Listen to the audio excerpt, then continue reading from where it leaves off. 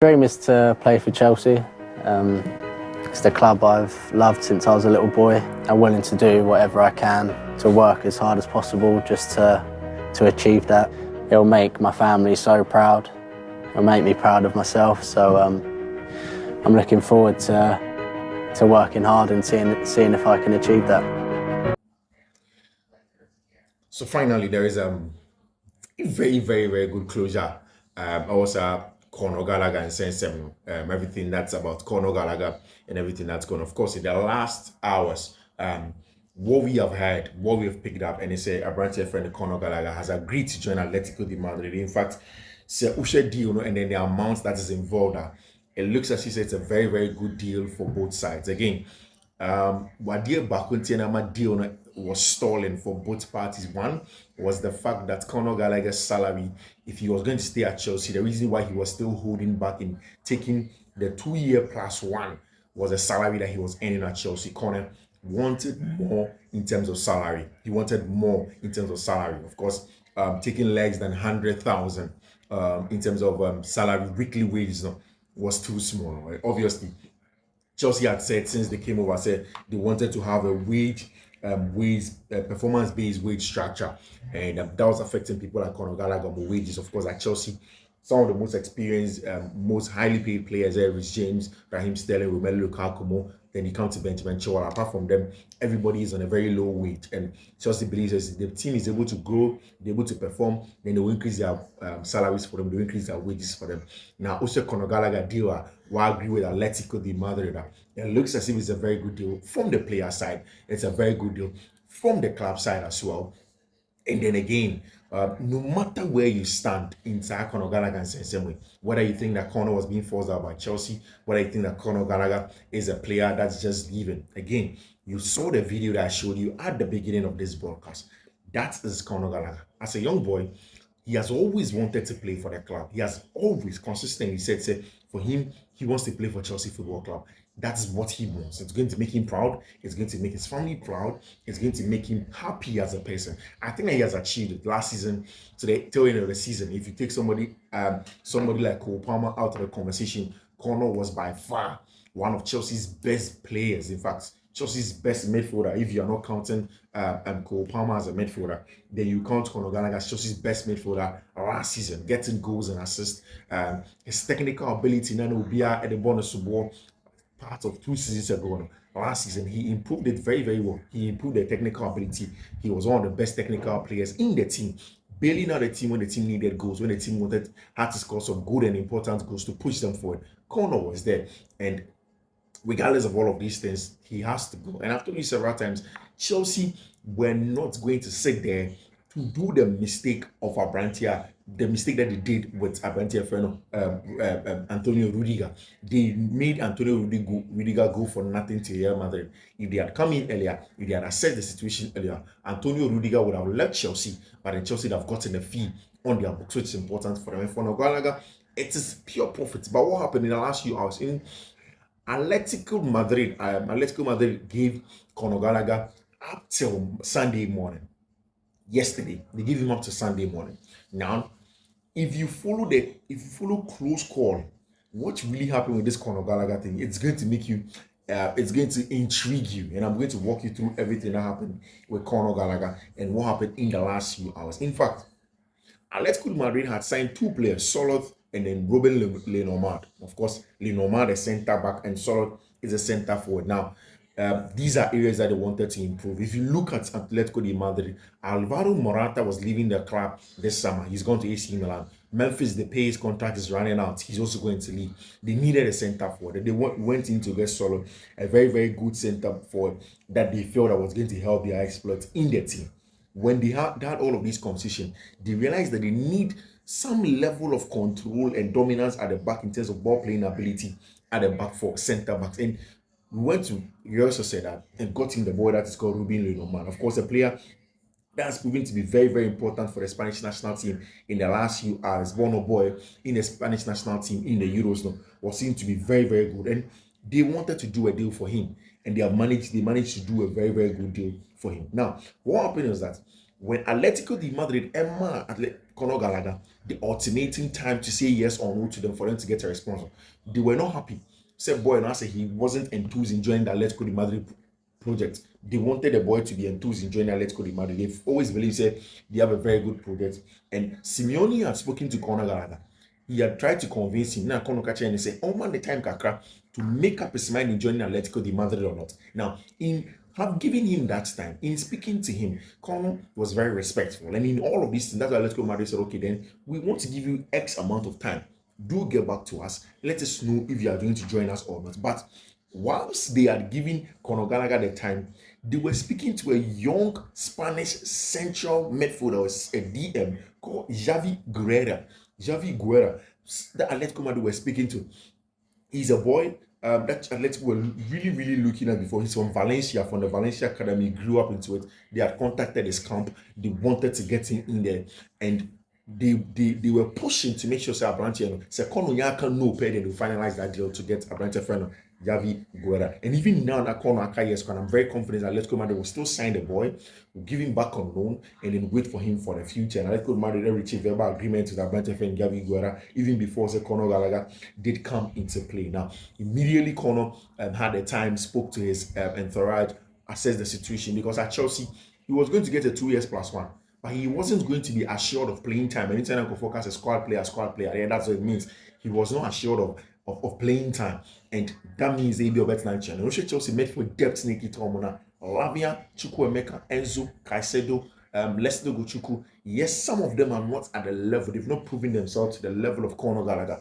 But in terms of positional play, the truth of the matter is that Conor doesn't really fit playing the positional system. To be very honest with you, I understand. For me also, I like Conor Gallagher. I'll show you more last season. I sat here countless times and I be defending Conor Gallagher. I told people that, hey, relax for him. He's an important player. Last season, all the games that I watch, every game that I watch, I'd never seen a midfielder that consistently rattled Rodri than Conor Gallagher did. Not even once, not even twice. It was Conor Gallagher. City versus Chelsea at the Bridge, City versus Chelsea at the Etihad, City versus Chelsea at Wembley. All of these times, Conor Gallagher was so important to how Mauricio Pochettino wanted to play. Somebody that will press Rodri, that will be aggressive with him, that will rattle him, that will not give him space to turn and then do all of the things that he wants to do. And that is why I've always said Conor had improved. He has been quality. I kept on describing him as a tactical weapon here. And I mean, sometimes the clubs were also protecting their interests, and that's the business interest. Because Conor had just less than a year on his contract. Conor's contract was going to end next year in June. Now, a boy from the academy, giving him that platform to thrive. Chelsea were never going to allow Conor Gallagher to go for free at all. They always realized that they were going to get this boy to go and get for good money. And especially in the context of the fact that a lot of Premier League clubs had come. Tottenham Hotspur had come to the table to ask for Conor Gallagher. Aston Villa had asked for Conor Gallagher. In fact, they had gone very far to try and convince Conor Gallagher to join them. Conor said no, he wants to stay at Chelsea. Chelsea says, hey, you know what? We have just a year on our contract. If you want to stay, you need to sign 2 years plus one. Conor says, no, you need to give me a contract that's befitting of my status. Give me a long-term contract. Give me good money. And Conor says, Chelsea says, no, we can't assure you as you being an integral member of the team, so we can't give you all the money that you're looking for. So calm down.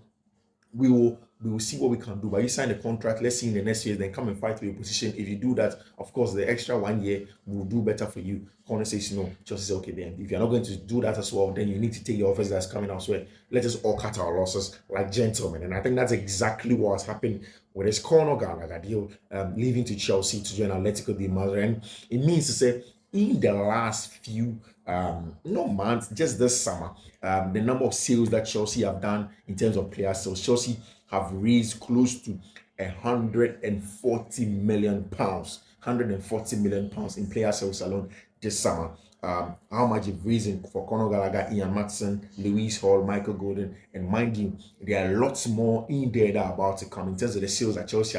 Chelsea have sold out these players.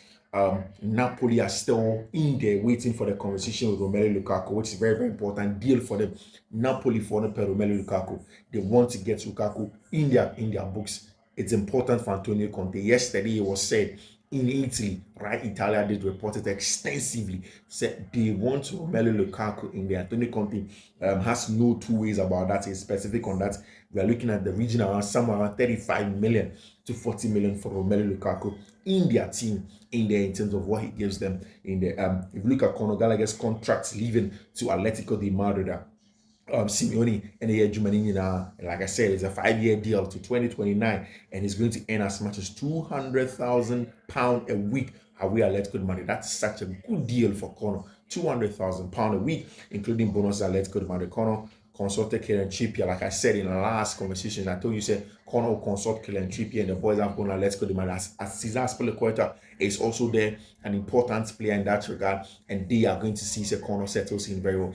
Away from all of these things, Conor fits like a glove seamlessly to any way to how Diego Simeone plays his football at Atletico de Madrid. So don't be too worried, don't be too sad that Conor's leaving. I think that for the player, it's a good move for him. For the club, it's a good move for him. The players that are going to go in terms of the sales that are going on, of course, Romelu Lukaku. Yesterday, Carlo Ancelotti did speak about Kepa Arrizabalaga. In fact, the last few hours ago, and Kepa is still a trainee with the Chelsea under 21s at Koba.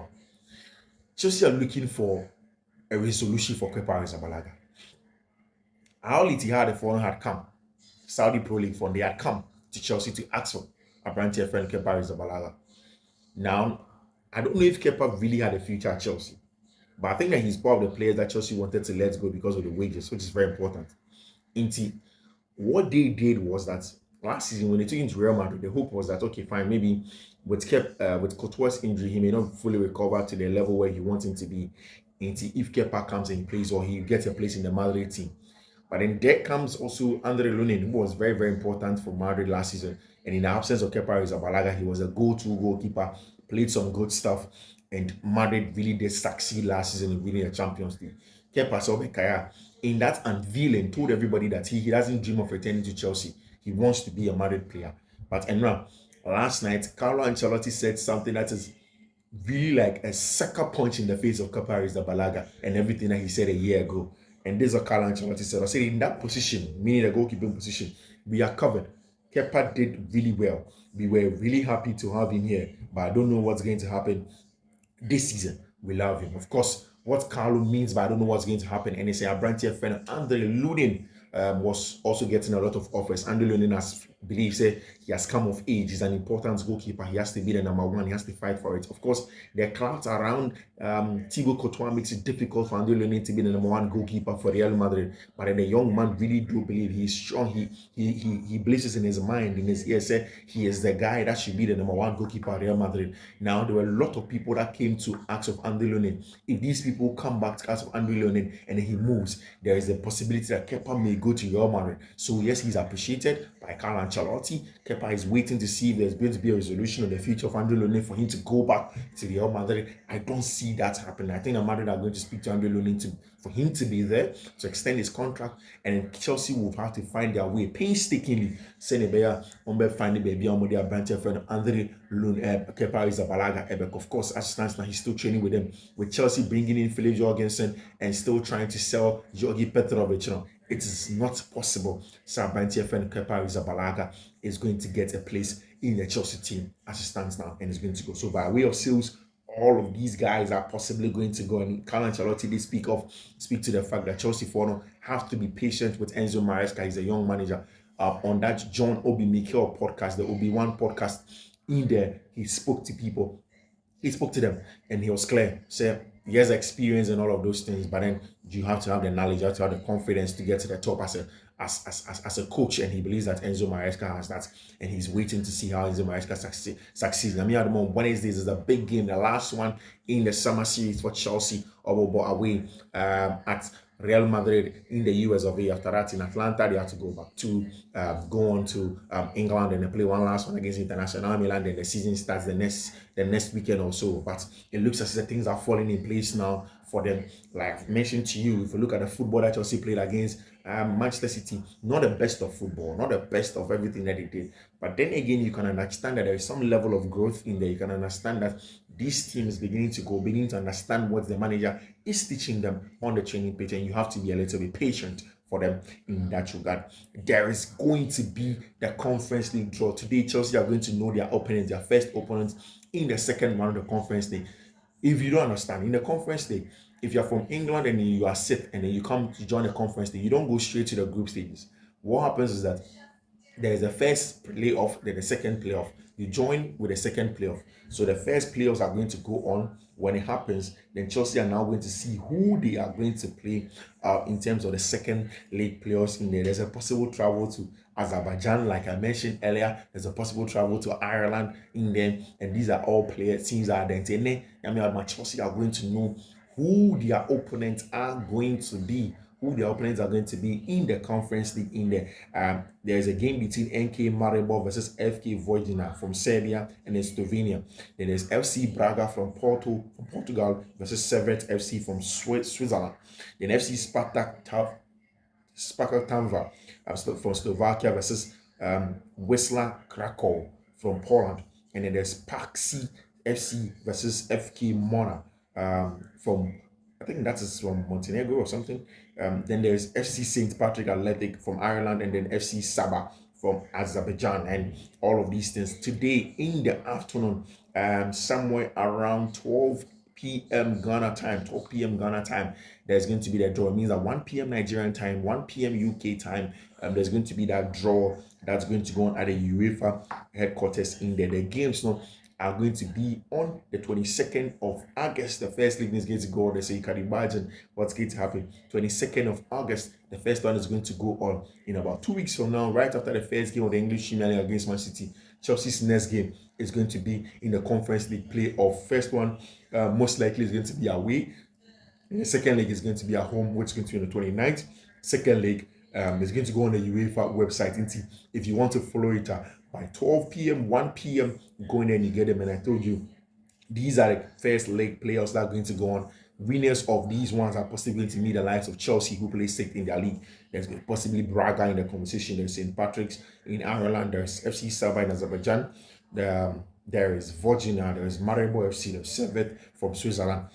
Potential opponents in the UEFA Conference League playoffs for Chelsea today. And that is what is going to happen. So you were waiting to see how all of these guys are going to go on. Who wants to avoid Chelsea? Who doesn't want to avoid Chelsea? Who believe that they can beat Chelsea in the conversation of the Conference League and what Chelsea have to do? Chelsea finally have gotten their new boy, Gabriel Mek. Also a boy from Grêmio that Chelsea have looked at. Chelsea have been scouting for a very long time, using Andre Curry, using Chelsea's and so new scout for South America, and Neymar da Silva Santos' father, to scout all of these boys. Young boy Gabriel Mek, two-footed winger, so can play on the right, can play on the left, depends on where he sees and what the team needs him. He is a little bit lanky, not too big. He's a young player, less than 18 years of age, two-footed winger. Chelsea believes that when they get this again, their South American onslaught after Aaron Anselmeno, after Estevao Willian, after Kendry Paye, all of these boys are going to join Chelsea next season. Then they are going to get a better friend, Gabriel Mek, the onslaught in South America. He may stay on and play at Grêmio for one more season, but the plan is that a long-term plan, maybe in 2-3 years' time, going to join Chelsea. Then they will have an abundance of talent for them. These boys, if you leave them to go in South America, you are going to pay more for them. They don't want to vet the rich. They want to take the rich now, buy them, put them on their books, and then with time, they're going to bring them in at Chelsea for them to be their players at Copa in there. So Gabriel Mek is going to go to Chelsea. 20 million euros and somewhere around 70 million pounds with some add-ons as well for Gabriel Mek in there. Two-footed player in there that Chelsea are getting on the ball. And of course, Radio Grêmio is the one that broke the story first for Chelsea, and Gabriel Mek is going to be in there. Radio Immortal. Chelsea are doing that deal for Gabriel Mek in there, and he's an important player for the future of Chelsea Football Club, and they really do want him in there in terms of what he will bring to the team on the ball, off the ball, the quality that he brings to the team, what he can do with it, what everything that's going to go on. And breaking news that's coming, just a little bit of the Conor Gallagher conversation, is that Gallagher is not in Madrid yet, but Chelsea and Atleti are in touch to prepare documents in order to sign a 40 million deal and let Conor fly to Spain. Of course, that deal had to be signed before Conor will fly to Spain to go and get a job done. And since the injury of Abrantia, the injury of a branch of Lenny Yoro. Manchester United have been very careful. They know that they need a centre back. They don't want to announce it so that everybody knows it's a long-term injury, but they are waiting for a branch of Matthias De Ligt, any Mazraoui in there. These are all players that Manchester United want. Of course, RB Leipzig have brought in new Xavi Simons back on loan at the team as a player that was with them last season. They're still going to be on with him, which is an important stuff for him in terms of the quality that he gives them. This is where we draw the curtain on Fiifi-Manfred on YouTube. Thank you very much for joining us. Thank you very much. Subscribe to the channel, turn on notification, do share the link. This is Fiifi-Manfred on YouTube. See you. Bye.